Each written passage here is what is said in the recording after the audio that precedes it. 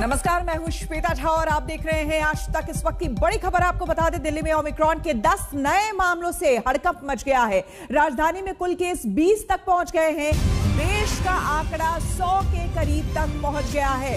मुंबई, राजस्थान में भी ओमिक्रॉन का कहर जारी है। सरकार अलर्ट पर है, लेकिन मामले लगातार बढ़ते जा रहे हैं। 40 सैंपल में से 10 मरीजों में ओमिक्रॉन की पुष्टि हो चुकी है। तो लगातार ओमिक्रॉन से दहशत अब पूरे देश में देखने को मिल रही है। राजधानी में ओमिक्रॉन संक्रमितों की संख्या अब बढ़कर 10 से 20 हो चुकी है। आपको बता दें, 40 सैंपल में से 10 मरीजों में ओमिक्रॉन की पुष्टि हो चुकी है। तो आपको बता दें, न सिर्फ राजधानी बल्कि पूरे देश में यह आंकड़ा बढ़ता जा रहा है। और अगर पूरे देश की बात करें तो ये आंकड़ा लगातार बढ़ रहा है और 100 तक ये पहुंच चुका है। देश का आंकड़ा 100 के करीब पहुंच गया है। मुंबई, राजस्थान में भी ओमिक्रॉन का कहर जारी है, हालांकि सरकार अलर्ट मोड पर है। पंकज जैन हमारे संवाददाता हमारे साथ जुड़ गए हैं ज्यादा जानकारी के साथ। पंकज, लगातार खबरें आ रही है और राजधानी की अगर हम बात करें तो यहां पर 10 नए मामले और सामने आए हैं। क्या कुछ और जानकारी, लेटेस्ट अपडेट? देखिए, दिल्ली में लगातार ओमिक्रॉन मरीजों की संख्या बढ़ते जा रही है और तमाम वो यात्री जो इंटरनेशनल फ्लाइट के जरिए दिल्ली पहुंच रहे हैं, उनका सबसे पहले RT-PCR टेस्ट कराया जाता है और उसके बाद उन्हें सीधे लोकनायक जयप्रकाश अस्पताल में भर्ती कराया जाता है। जीनोम सीक्वेंसिंग के लिए जो 40 सैंपल भेजे गए थे, उसमें से 10 लोगों की रिपोर्ट पॉजिटिव पाई गई है, यानी कि 10 और नए मामले ओमिक्रॉन के दिल्ली में सामने आए हैं। दिल्ली में अब तक 20 ओमिक्रॉन के मामले रिपोर्ट हो चुके हैं। लेकिन इस बीच एक जानकारी और जो सामने आई है वो ये है कि 10 ओमिक्रॉन के जो मरीज हैं वो डिस्चार्ज भी किए जा चुके हैं LNJP अस्पताल से। तो फिलहाल कई ऐसे सस्पेक्ट केसेस हैं जिन्हें अस्पताल में भर्ती किया गया है और उनके सैंपल की रिपोर्ट का इंतजार किया जा रहा है। बिल्कुल। पंकज, आपसे ये भी जानना चाहेंगे, ये जो सैंपल जितने भी कलेक्ट किए जा रहे हैं, ये सभी क्या वो लोग हैं जो कि बाहर से, विदेशों से आ रहे हैं? देखिए, ज्यादातर मामले वही हैं जो इंटरनेशनल फ्लाइट के जरिए यानी कि रिस्क कंट्रीज से दिल्ली में लैंड कर रहे हैं। इन तमाम लोगों का RT-PCR टेस्ट कराया जाता है एयरपोर्ट पर ही और उसके बाद ऐसे कॉन्टैक्ट जो इन ट्रैवलर्स के साथ थे उनको भी RT-PCR कराने के बाद LNJP अस्पताल में भर्ती कराया जाता है। तो कुछ कॉन्टैक्ट होते हैं जो कि संपर्क में आते हैं कोरोना पॉजिटिव होने के बाद, और कुछ ऐसे यात्री हैं जो कि फ्लाइट के जरिए दिल्ली पहुंच रहे हैं। हालांकि ज्यादातर उन्हीं यात्रियों की संख्या है जो विदेश से दिल्ली की तरफ सफर कर रहे हैं। तो ऐसी स्थिति में दिल्ली में लगातार मामले बढ़ रहे हैं। इससे पहले 2 या 3 मामले ही दर्ज हो रहे थे, लेकिन आज जो सैंपल रिपोर्ट आई है वो चौंकाने वाली है। बिल्कुल, बहुत बहुत शुक्रिया पंकज जानकारी के लिए।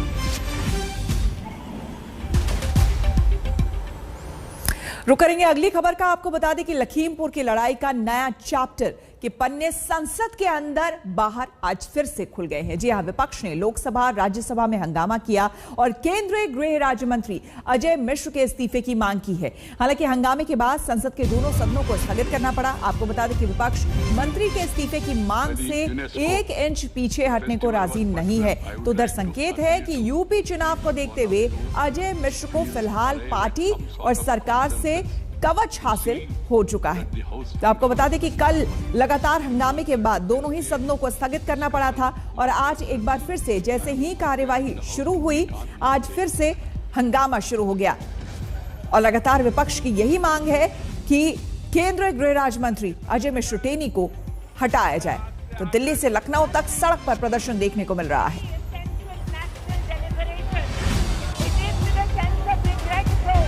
I must here appeal to every member who is in the well of the house, trying to. अन्य सदस्यगण, मैं आपसे आग्रह करूंगा कि आप अपनी अपनी सीट पर विराजें। प्रश्नकाल एक महत्वपूर्ण समय होता है और इस समय आप सवाल पूछ सकते हैं, लेकिन आप नई परंपरा डाल रहे हैं, नारेबाजी और तख्तियों की। ये परंपराएं उचित नहीं है, सदन की गरिमा के अनुकूल भी नहीं है। आपको देश की जनता ने चुनकर भेजा है सदन में उनके सवालों को उठाने के लिए। मेरा आपसे आग्रह है, कृपया अपनी अपनी सीट पर विराजें ताकि प्रश्नकाल ठीक से चल सके। आप नहीं चलाना चाहते, आप सदन नहीं चलाना चाहते, प्रश्नकाल नहीं चलाना चाहते, चर्चा नहीं करना चाहते, महत्वपूर्ण मुद्दों पर सवाल नहीं उठाना चाहते, सभा की कार्रवाई 2 बजे तक के लिए स्थगित की जाती है। अन्य सदस्यगण, तो 2 बजे तक के लिए स्थगित करनी पड़ी कार्यवाही। और इस बीच आपको बता दें कि लोकसभा में स्मृति ईरानी ने भी विपक्ष को आड़े हाथों लिया। स्मृति ने विपक्ष को आईना दिखाया कि सदन में काम ना होना यह कतई कबूल नहीं है। कर्नाटक विधानसभा में कांग्रेसी सांसद के महिलाओं पर आपत्तिजनक बयानों के हवाले से समझाया कि पहले अपनी जुबान संभाले। I speak for the women and children of this country to hear how dedicated member of parliament would wish to discuss issues pertaining to them.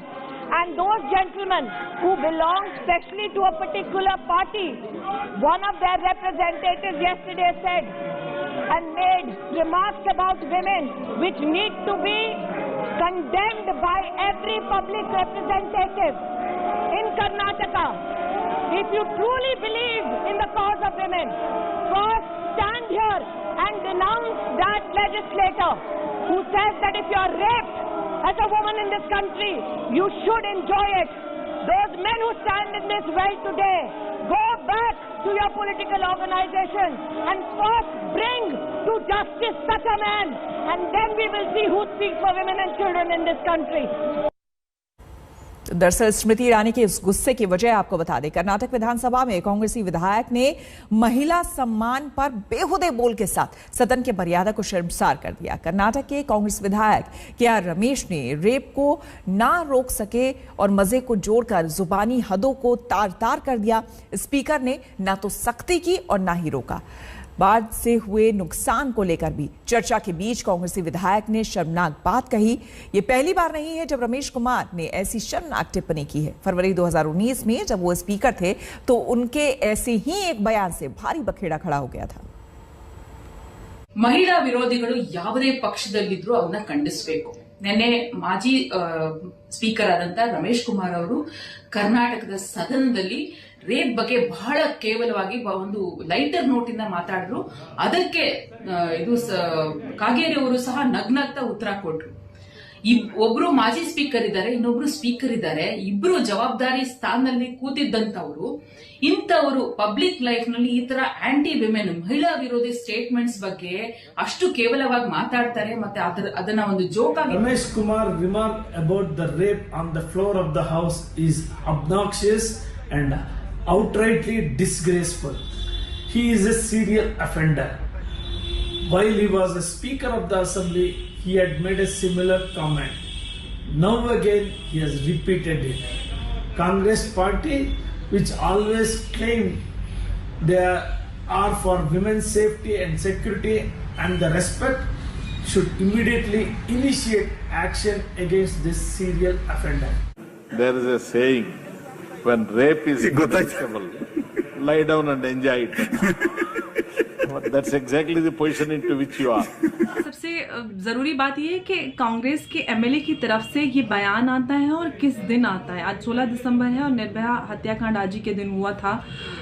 और सबसे शर्म की बात है कि वो लोग जो विधानसभा या संसद में बैठकर जिनकी जिम्मेदारी ये होती है कि वो महिलाओं को सुरक्षा और अधिकार के लिए उनके लिए कानून पारित करें, उनके लिए कानून बनाए, जहां से कानून बनते हैं वहां से अगर इस तरीके की मानसिकता का प्रदर्शन होता है तो माफ कीजिए, मुझे नहीं लगता कि ऐसे लोग बिल्कुल भी उस जगह पे बैठने के लायक हैं। हालांकि आपको बता दें कि इस पूरे मामले पर रमेश कुमार ने माफी मांग ली है। रुक करेंगे अगली खबर का। आपको बता दें कि हर दिन वही तस्वीर, वही हंगामा, वही सदन का स्थगित होना, मंत्री को हटाने की मांग पर सदन के अंदर बाहर नजारा एक जैसा ही लगभग है। आखिर सदन का ना चलना किसकी जिम्मेदारी है? क्या सरकार और विपक्ष की लड़ाई में सरकारी पैसा यूं ही पानी में बहता रहेगा? पॉलिटिकल पाखंड की प्रयोगशाला जो लोग बनाना चाहते हैं और विशेष तौर से पार्लियामेंट को परिवार के पॉलिटिकल पाखंड की प्रयोगशाला बनाना चाहते हैं, वो सफल नहीं होंगे। आप जो है वो अगर सोचते हैं कि हम इस तरह के पॉलिटिकल पाखंड और परपंच के जरिए पार्लियामेंट की प्रोडक्टिविटी को नुकसान पहुंचा रहे हैं, तो बिल्कुल नहीं है, बल्कि परिवार की पार्टी की निगेटिविटी एक्सपोज हो रही है। जहाँ तक सवाल है कानून का, कानून अपना निष्पक्षता के साथ मजबूती के साथ काम कर रहा है। इसके लिए किसी को जो है वो सुपर कानून बनने की जरूरत नहीं है। जो अनैतिकता का भंडार हो वो नैतिकता की बात करें, इससे ज्यादा मजाक की। वो फ्री फिर रहे हैं, उनको डिसमिस करना चाहिए। और प्रधानमंत्री जी कोई एक्शन नहीं ले रहे। एसआईटी की रिपोर्ट होते हुए भी अगर एक्शन नहीं है तो ये हम कहना पड़ता है कि खुद प्राइम मिनिस्टर उनको प्रोटेक्ट कर रहे हैं और उसकी हिफाजत कर रहे हैं। गृह मंत्री अमित शाह लखनऊ में कई कार्यक्रमों में शामिल होंगे। आपको बता दें, बीजेपी और निषाद पार्टी के साझा रैली को भी संबोधित करेंगे। कार्यक्रम में मुख्यमंत्री योगी भी शामिल होंगे। लखनऊ के रमाबाई अंबेडकर मैदान में बीजेपी निषाद की महारैली होगी। शाह निषादों को लेकर कोई बड़ा ऐलान भी कर सकते हैं।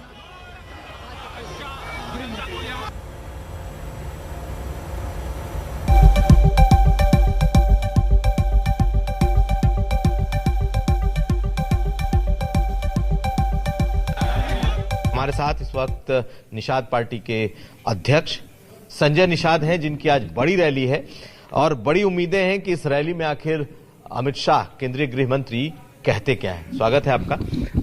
संजय जी, ये बताइए कि आज की बड़ी रैली आप लोग कर रहे हैं और अपने गठबंधन के तरफ से ये रैली है, तो क्या उम्मीद है, भीड़ कितनी होगी, आपके मुद्दे कितने उठेंगे और आपकी जो मूल मांग है उस पर कितना आश्वासन की आपको उम्मीद है? 1 लाख लोग वहाँ, रैली ग्राउंड लगभग भर चुकी है और अभी टाइम है 2 बजे अमित शाह जी आएंगे। और ये रैली नहीं रैला है, मेरे समाज का एक उत्साह है युवाओं। इस बार की रैली में विशेष है कि 80% युवा हैं।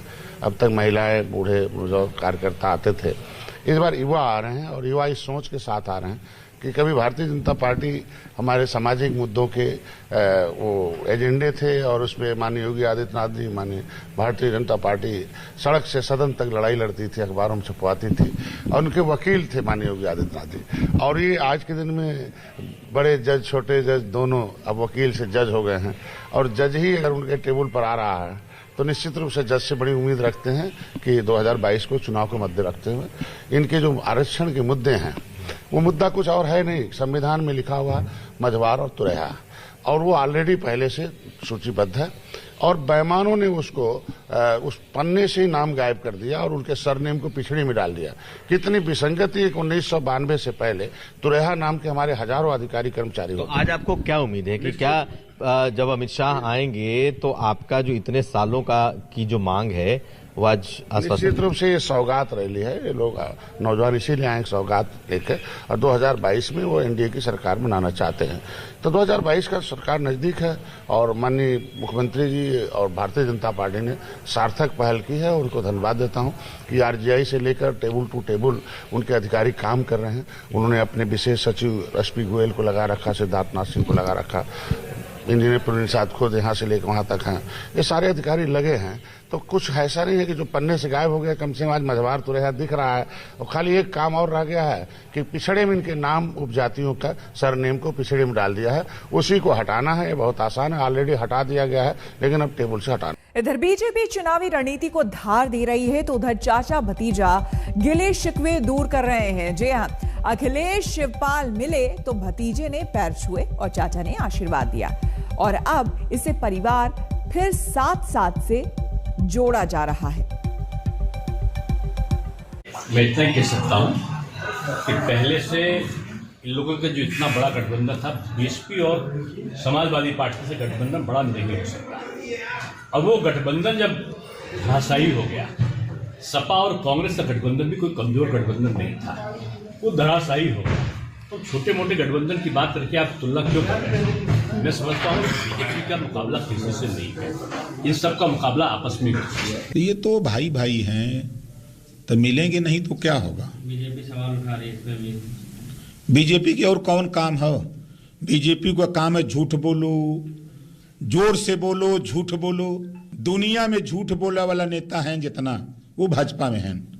माननीय अखिलेश यादव के ऊपर, मुलायम सिंह यादव के ऊपर उंगली उठाने से पहले वो अपनी तरफ झांक के देखें।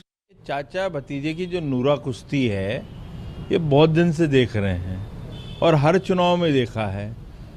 2017 हो, 2019 हो, ये कहीं ना कहीं नूरा कुश्ती होते, कभी आते हैं कभी जाते हैं। इससे उनको कुछ लगता होगा फायदा मिलता है, मगर हमें जो दिखता है कोई फायदा नहीं है।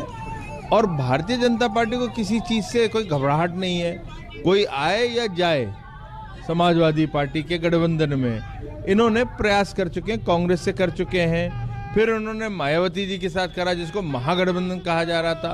भारतीय जनता पार्टी अपने जो उनकी केमिस्ट्री है और केमिस्ट्री उनकी जनता से है और मोदी जी और योगी जी का करिश्मा है और उसके आधार पे वो चुनाव जीतती है और इसलिए फिर से हम जीतेंगे। मैं तो ये कहता हूँ अखिलेश जी एक दफे सोनिया गांधी तक की भी चले जाए और उनके साथ भी गठबंधन करवा लें। इससे बात स्पष्ट होती है कि समाजवादी अपने फिर पुराने रास्ते पर चलने को तैयार है और जिस तरह से शिवपाल यादव जी बाहर गए थे या फिर उनके ऊपर जो आरोप लगाए गए थे वो तमाम चीज़ें